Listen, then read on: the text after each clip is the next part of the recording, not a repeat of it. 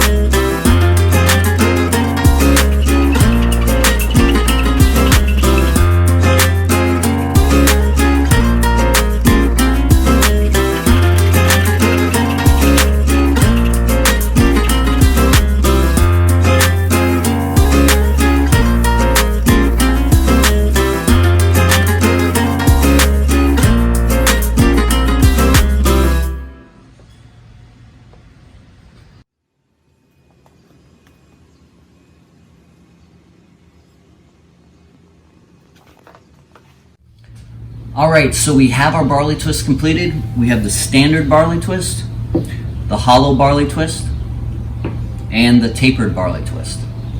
Now, if we wanted to make this look a little bit softer, we could round over the edges on both sides of the twist to give it more of a rope-like look.